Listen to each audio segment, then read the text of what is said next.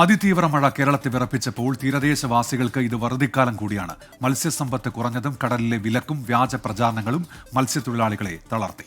മുന്നറിയിപ്പ് അവഗണിച്ചും കടലിലിറങ്ങുന്നത് ഗതികേട് കൊണ്ടാണെന്ന് തീരജനത പറയുന്നു.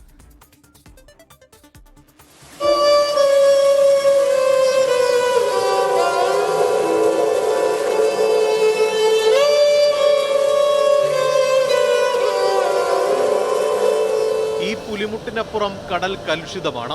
പതിവിലും മുമ്പേ വന്ന കാലവർഷം തീരത്ത് വറുതിക്കാലം നേരത്തെയാക്കി.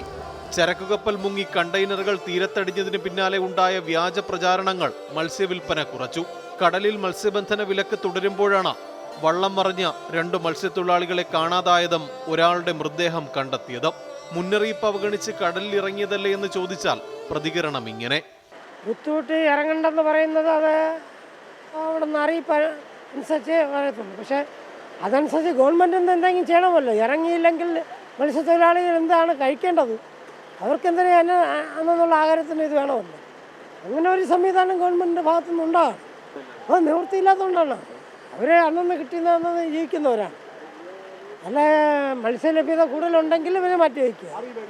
50 വെള്ളം പോയാലും കിട്ടുന്ന 2-3 വെള്ളത്തിനായിരിക്കും മീൻ കിട്ടുന്നത്. ബാക്കിയുള്ള വള്ളക്കാരെന്തിനും.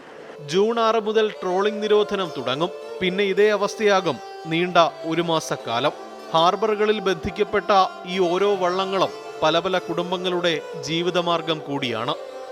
വേനൽ മഴയും അതിനു പിന്നാലെ എത്തിയ കാലവർഷവും കേരളത്തിലെ തീരജനതയ്ക്ക് സമ്മാനിച്ചത് വറുതിക്കാലമാണ്. പുലിമുട്ടും കടന്ന കൂറ്റൻ തിരമാലകൾ തീരത്തേക്ക് ആഞ്ഞടിക്കുമ്പോൾ ഈ ദുരിതകാലം ഇന്ന് തീരുമെന്നാണ് മത്സ്യത്തൊഴിലാളികൾ ചോദിക്കുന്നത്. Cameraman VS മനീഷിനൊപ്പം MG Pratheesh, 24 Thiruvananthapuram.